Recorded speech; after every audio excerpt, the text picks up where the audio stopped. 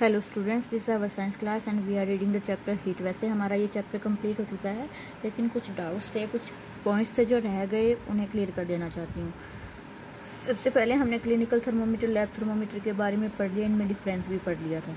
ठीक है, digital thermometer हमने पढ़ा था कि इसमें बॉक्स होता है, उसमें टेम्परेचर आ जाता है। एक होता है बैंड थर्मोमीटर।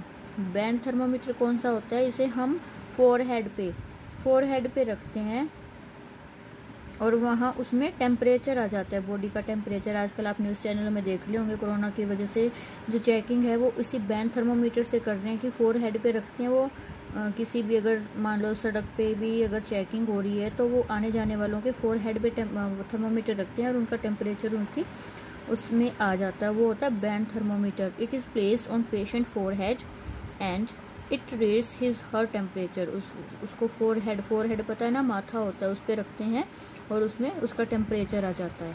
ठीक है, एक क्वेश्चन है, describe an experiment to show that heat flow from a hotter object to a colder object. एक एक्सपेरिमेंट से ये दिखाओ कि हीट है वो एक एंड से दूसरे एंड तक मूव करती है। इसके बहुत सारे एग्जाम्पल हैं।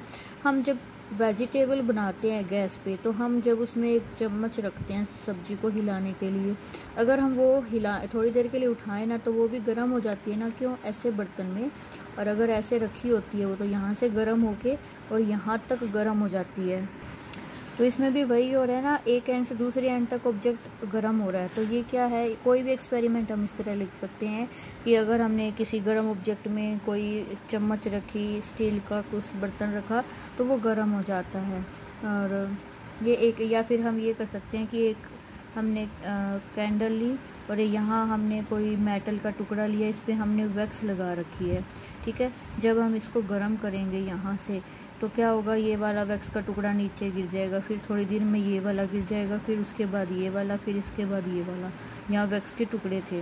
तो ये क्या शो करता है कि हीट यहाँ से यहाँ तक जाती है और जैसे जैसे वो आगे जाती है तो वो वैक्स के टुकड़े गर्म होकर नीचे गिर जाते हैं। ये भी हम एग्जाम्पल शो कर सकते हैं।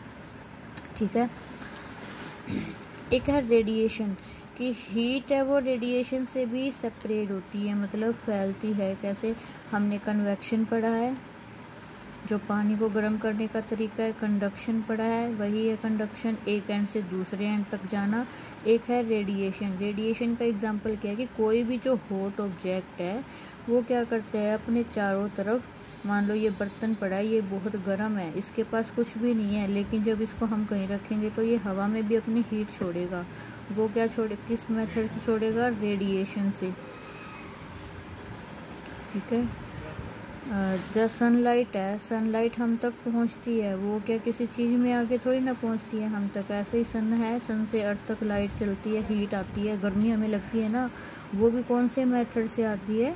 रेडिएशन मेथड से आती है। मतलब रेडिएशन निकलती है, तरंगे निकलती हैं हीट की, जो गर्म कर देती हैं। और रेडिएशन को मूव करने के लिए कोई भी मीडियम की ज़रूरत नहीं है। ये मीडियम में भी जा सकती हैं और बिना मीडियम के भी चल सकती हैं। मीडियम का मतलब अगर हम एक बर्तन में गर्म बर्तन में चम्मच रख रहे हैं तो हीट सिर्फ उस चम्मच में से जा रही है ना, लेकिन वो मीडियम है, मतलब जिसके माध्यम से जा सके। रेडिएशन है, उन्हें मीडियम की ज़रूरत नहीं है। मीडियम हो तो भी चलता है, मीडियम ना हो तो भी वो होती है। लाइक हमने एक गर्म दूध करके हमने टेबल पे छोड़ दिया, तो ये क्या करेगा? ये रेडिएशन से हीट छोड़ेगा अपने चारों तरफ, और जो बाहर की एयर है वो हल्की गर्म हो जाती है। और कब तक ये रेडिएशन देते रहेगी? जब तक एयर की जो उसके चारों तरफ है उसका और उसका टेम्परेचर सेम ना हो जाए। तो ये होता है रेडिएशन मेथड। ठीक है, अब हमारा ये चैप्टर बिल्कुल कंप्लीट है, इसमें कुछ भी नहीं बचा है। Thank you.